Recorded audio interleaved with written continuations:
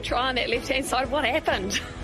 Oh, but I've gone up and over and bloody head over biscuit. It wasn't enough stability there for myself, but no, I was busting for a bit of meat this game. It didn't seem to work out.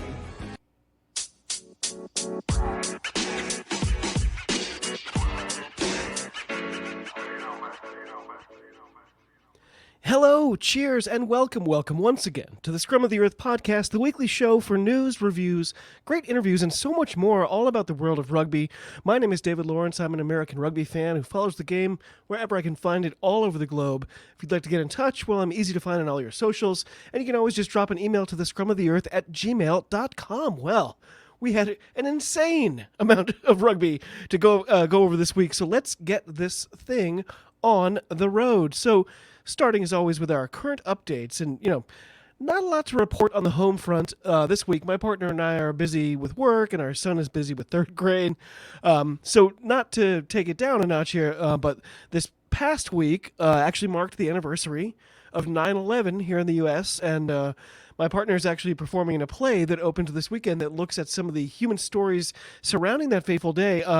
As I said, I don't want to get all hokey or like overly emotional, but like this anniversary always resonates with me. It reminds me of how much we owe to our emergency responders, firefighters, EMTs, all the people who put their lives on the line when facing a worst-case scenario. I mean, every single one of them, they're heroes. And to this day, I don't like passing a firefighter on the street without taking a moment to shake their hand and just say thank you for all that they do.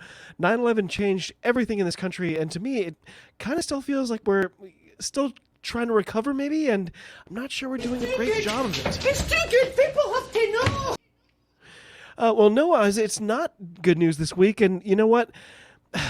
I don't even want to breathe too much air into this story any longer because it's just so lousy. So a certain rugby player who I've spent a lot of time talking about here and who always seems to come up when I chat with John and Craig from the Scottish Rugby Podcast, he was arrested for brand new charges on the same day he was appearing in court over the last list of charges filed against him. This guy, frankly, he's proven he's not worth talking about anymore. From this moment, that will be the policy of this show. The last comment I'm planning to make, like until this week, all I could think was, wow, like what an absolute complete scumbag. Like, but now, on top of that, I just have this overwhelming feeling that like he really needs professional help. Like I don't think scoring tries from Montpellier is going to make anything in his life better.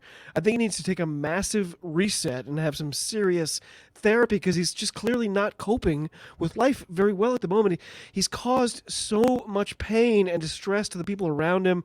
And, to get to the root of that, I think he just needs to seek help. Like, otherwise, I see a train wreck coming, and I think it might affect a lot more people. I gotta say, I'm very concerned for his kids. I hope he realizes that they deserve better than, they're getting right now from the only father that they're ever going to have. So anyway, a little lighter, moving on to my thoughts of the week.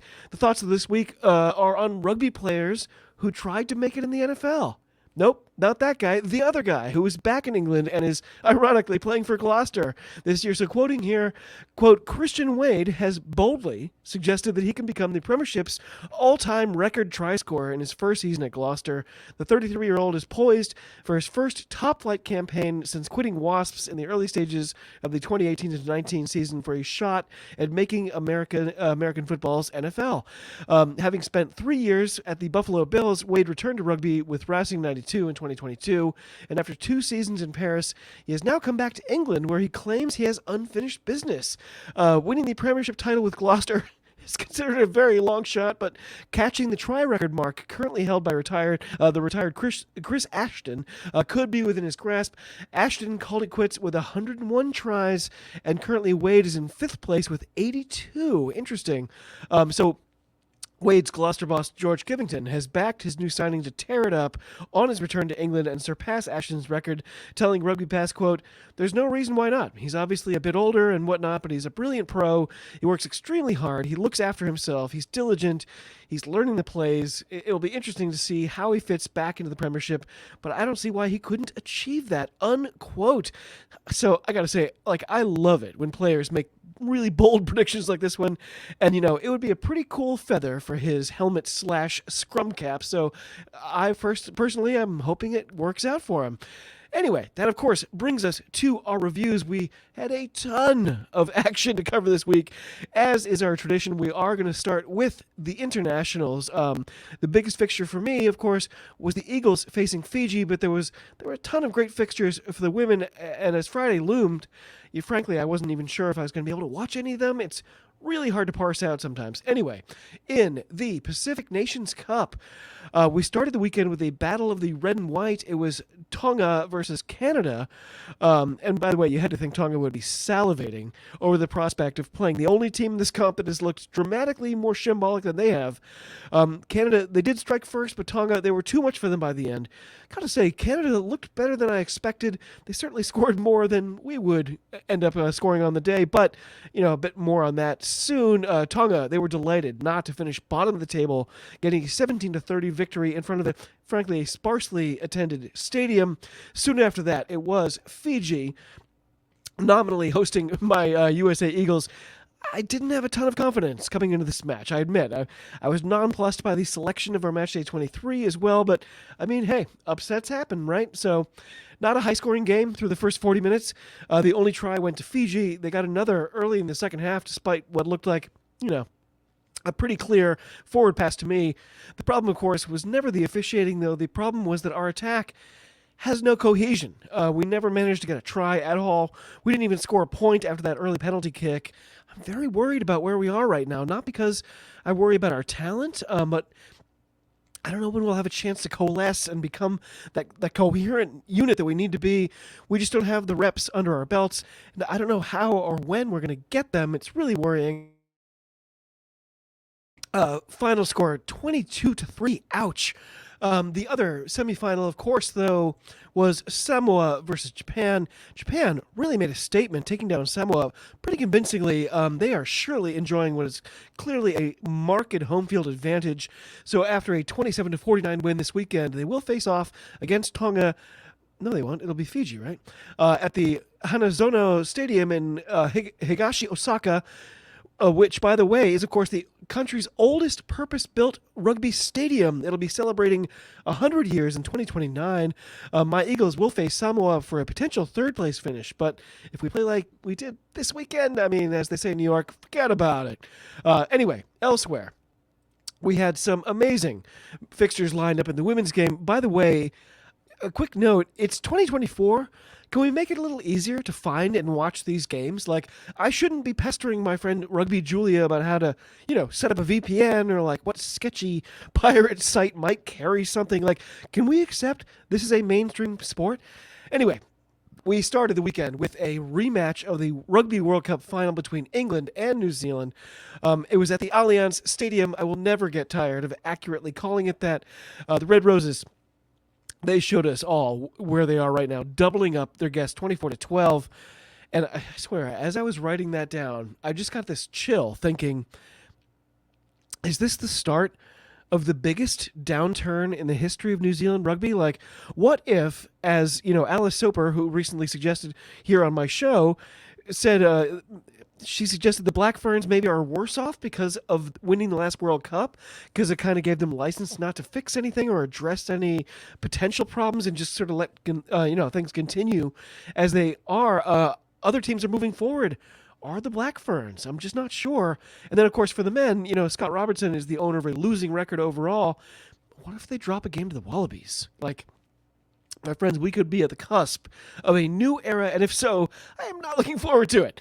Meanwhile, we did also have Ireland versus Australia. I had no idea what to expect in this one, but it was a great day for the Irish. They dropped 6 tries on their opposition and never looked to be in any kind of danger, beating the Aussies 36-10 in Belfast. That makes 3 wins in their last 4 games. What a turnaround for this program just in the last 12 or 18 months. Holy cow. Also, Scotland, they continued to give me confidence that, a Scotland team might actually be able to perform. They smashed Fiji 59 to 15. Rachel Malcolm, she scored a brace. It was great to see names like Rona Lloyd back on that scoring sheet. Meryl Smith, she converted 6 of their 8 tries. Another good sign. How fun is this team to watch right now? Anyway, swinging all the way down south to the Rainbow Nation for the Currie Cup. It was the semifinals, and if you haven't been watching, I mean, this was the week you would definitely regret that. The first semifinal was, of course, a kitty clash, the Lions hosting the Cheetahs on a sun-soaked day in Joburg. Ethan Wenzel, his debut season, he nabbed a brace in the first 10 minutes to give the visitors an early lead. The crazy Cheetahs fans were on hand in good numbers, and the comms wondered about, maybe the Lions had underestimated the gritty defending champions. It turned into a really, really exciting game. The teams were locked at 19 heading into the break, and with a half hour left, we'd already seen 9 tries with the Cheetahs reclaiming that advantage. Right at the start of the final quarter of play, though, Sanele Nohamba, he tied it up.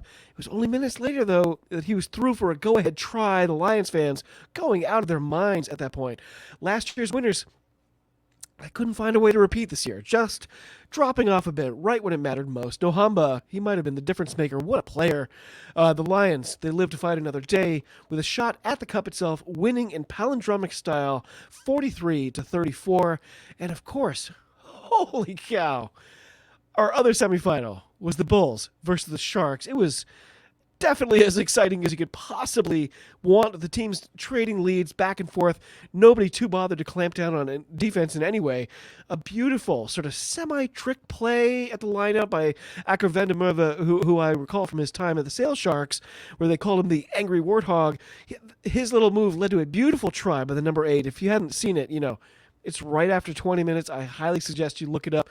That made it 20-7, but it didn't look to me like the Sharks had any plans to fold up their tents. So it was borderline comedy. So Hussein, he took a bad knock.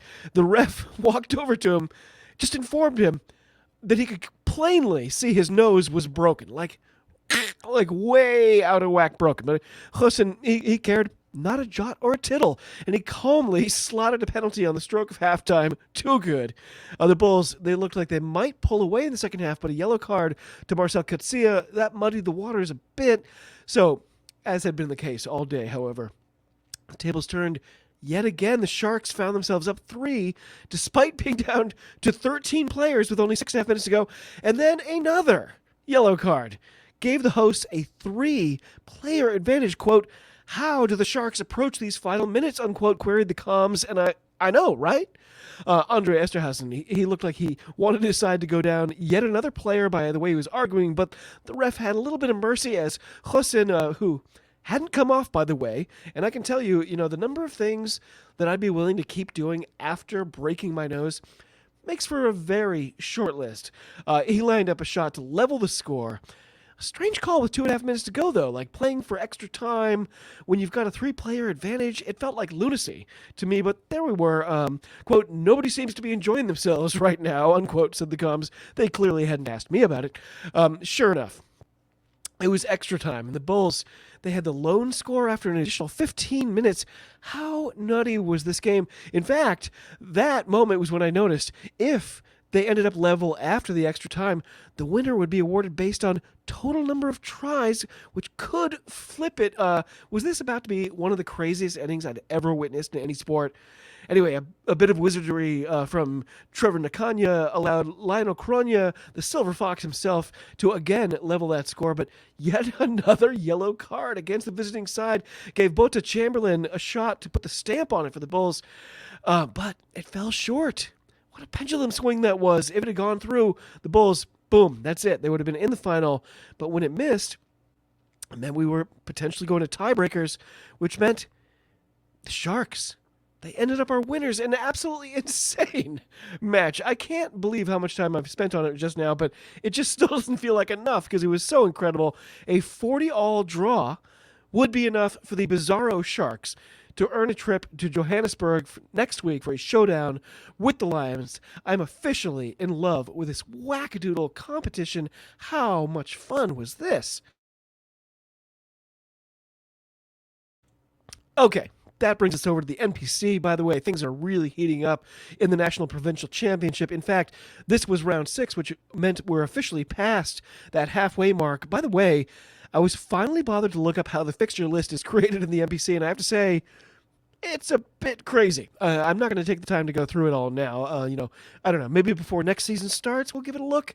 Anyway, last week's, of course, round finished off with Wednesday's Storm Week. I always love the Storm Week fixture. Early Wednesday morning where I am, we had a heavily rotated Otago team facing an even more heavily rotated Wellington side. The matchup included 8 debuts, so, lots of faces I didn't recognize out there. One of the debutantes, they said, hailed from the Bay of Islands, which just sounded so lovely to me that I had to look it up. Surely enough, oh my word, what a place. Quoting here, quote, "The Bay of Islands is a New Zealand enclave encompassing more than 140 subtropical islands next to the country's North Island. It's known for its undeveloped beaches, big game fishing, and Maori cultural artifacts. It's also home to the 19th century whaling port of Russell, whose waterfront promenade is lined with remnants from its days as the country's first colonial capital," unquote. Well, I did not know that I would be adding a destination to my bucket list when I started watching this game, but there it is. And seriously, look it up. I dare you. If you look it up, you will absolutely want to go there. There's simply no doubt in my mind. I want to go to there.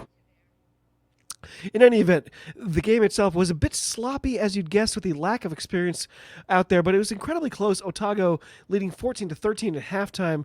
They built a 2-point lead very late, but a Wellington try with just a couple minutes left might have doomed their chances. Would this be yet another match where Otago led most of the way, only to lose at the end? Yes. Yeah. The answer turned out to be yes. The Lions, they managed to bleed the final seconds off the clock and snuck away with a 28-32 win at the Forsyth Bar. Worthy of note, we had twin brothers born on New Year's Eve in 1997 playing against each other. Otago's Thomas Umaga Jensen came in off the bench right around that Peter Umaga Jensen was coming off for Wellington. Kind of cool. I mean, are we sure they're the same guy? Anyway, for the new actual round, we had another full slate. It was Southland versus Canterbury. Quite the opening ceremony they brought us, by the way. They brought out the Invercargill Highland Marching Band in full Scots regalia, and the way they timed it at the end of the warm-ups, it kind of looked like they chased the players off the field with the bagpipes. Great stuff. They also gave us a shot of the kid who would be delivering the match ball with the Southland Stag mascot, really kind of giving him a hard time. It was just super cute. Anyway, they also ended up, playing a game of rugby. It had been almost 21 years since the Stags had beaten Canterbury in Invercargill. Ethan de Groot, he was back in the lineup to try to turn that around. While also note, Josh Beckwith, he got the start to become NPC's all-time most capped player, 133 caps at the age of 38. Very cool. Canterbury, they came out fast, getting 2 tries in something like 6 minutes.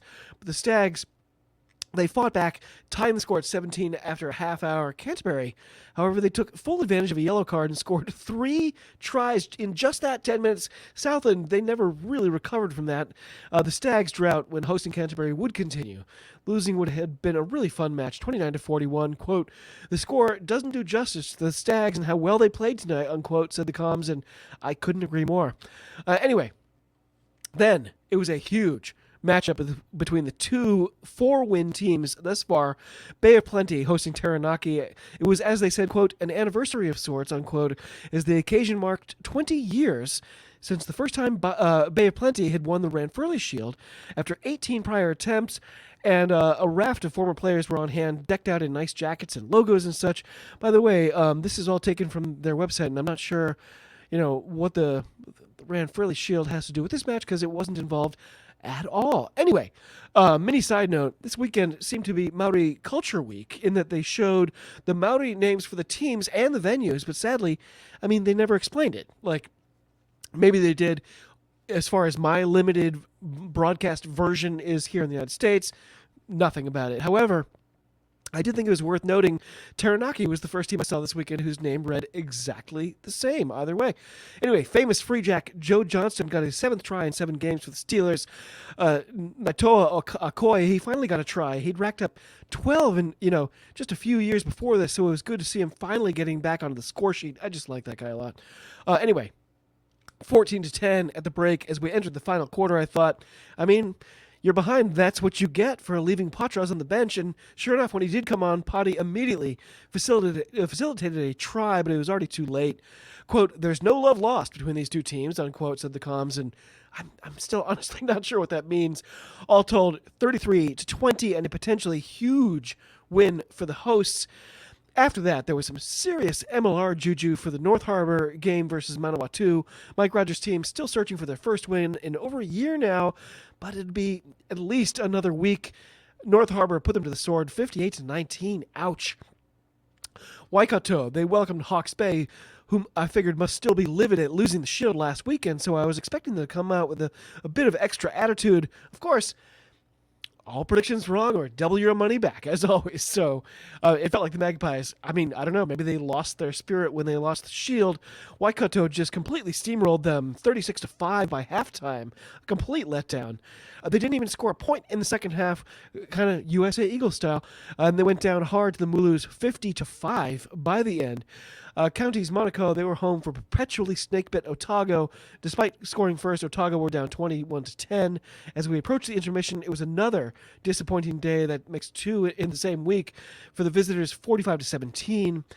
Over, meanwhile, in the Battle of the Lands. This is a fertile land, and we will thrive.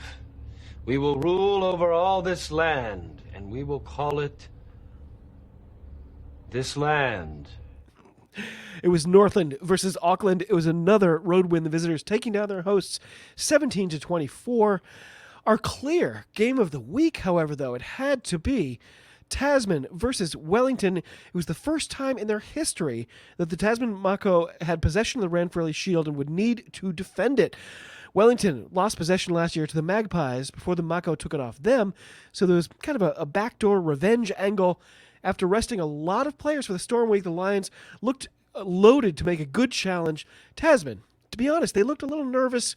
The comms explained that because kids' admission is free, there was simply no way to know how many people were in attendance, but you could tell that tidy venue was packed to the gills. The Mako, they missed an opportunity or two, but still led 8-3 at the break.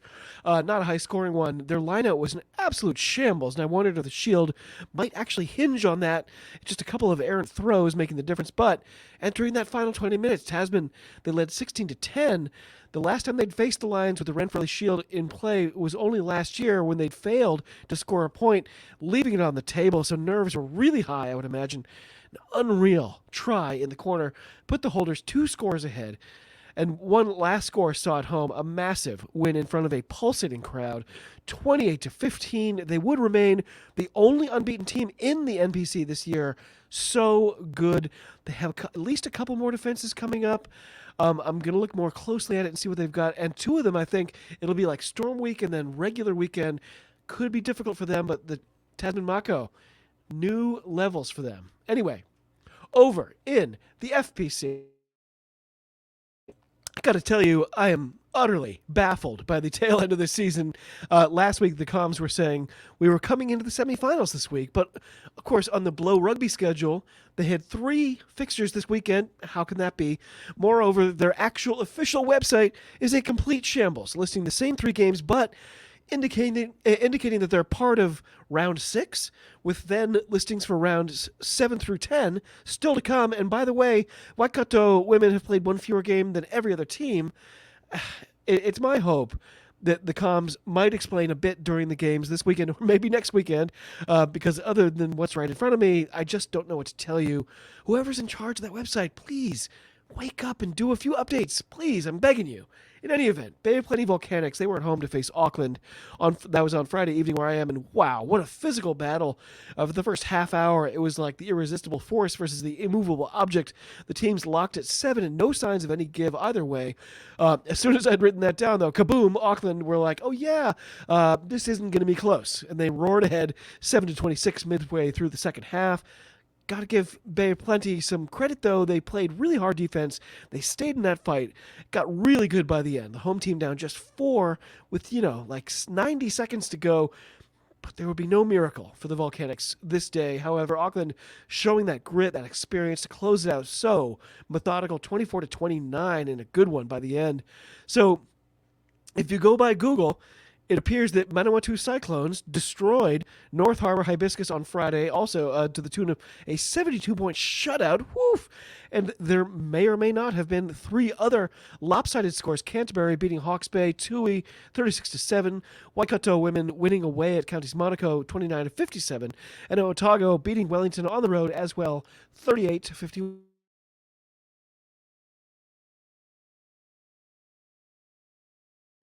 I apologize. I keep having to pause for a little cough here.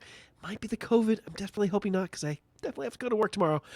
Anyway, after that, my friends, it was on to the top 14.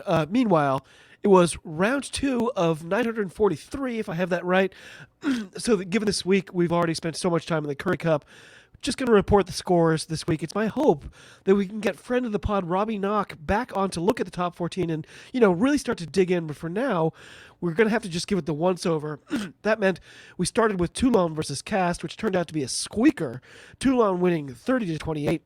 Racing, they beat Claremont 33-20. Pau absolutely smashed Bayonne 51-29. Stade Francais, they just pipped newcomers Vannes 34-31. Perpignan versus Montpellier gave us our first and perhaps only road win of the round as they lost 7-26. And Lyon, they managed to sneak one past my Bordeaux Begla. A bit of a disappointment, that one. But also another really close one, 28-26. On Sunday, Toulouse versus La Rochelle had to be our game of the week. I actually managed to catch just a little bit of that one. It was a freaking beauty, 25 apiece after 56 minutes. Felt like La Rochelle had the momentum on the road, but you know what? The Toulouse Death Star was already looking fully operational. So just after I was writing down a note about how Will Skelton was playing so well and how happy I was to see him, boom, he got a yellow card. The visitors, they were in danger of missing a golden opportunity with Dupont on the bench. But it was close, 35-27 with maybe 12 minutes to go. But a missed conversion made it a 2-score game. Got to say, Ronan O'Gara, he looked, to be fair, not nearly as completely insane as I would have assumed he'd be on the sideline as his team went down 35-27. But let's say it all together, it's a long season. Anyway, final note, if Toulouse can win with Dupont on the bench, do we really need to play these 642 rounds? It seems like a foregone conclusion. Anyway, I'm very curious. Are there any teams that are close or thereabouts? Can anyone realistically hope to challenge them this year? I'm just not sure.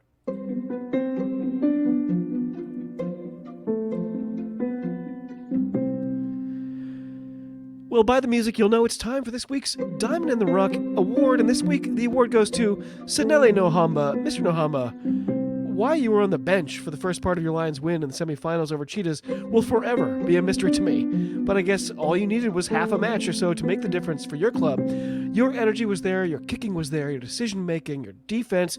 You simply did everything to pull away in a crucial time. You deserve a ton of the credit, perhaps a lion's share of the credit for earning a home final on Saturday, a classic performance. Sanele Nohamba, congratulations to you, for you are this week's Diamond in the Rough. Well done, sir.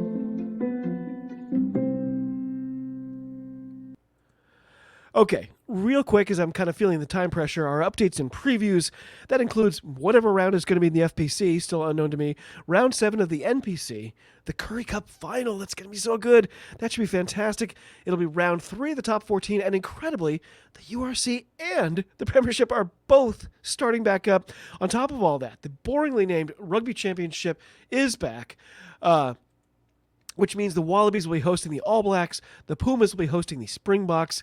We've also got that final piece of the Pacific Nations Cup puzzle. And in the women's game, we've got Kenya versus Madagascar. Again, I'm pleading with all of you out there to find a way I can watch that one. We've also got Spain versus South Africa, Netherlands versus Fiji, and Wales versus Australia.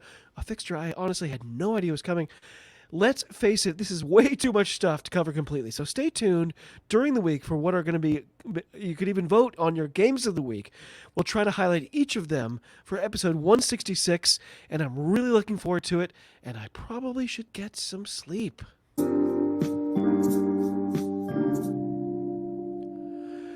Well, my friends, that does it for another week. I still can't believe A, how fun the Currie Cup was this week, and B, how baffling the FPC suddenly became. I say it all the time, but if you have thoughts or insights, please get in touch. If you haven't already done so, check out the YouTube channel, like, subscribe, you know the drill. I would really appreciate the support. It really does mean the world. So, to all of you across the globe, cheers, talk to you soon, and be well.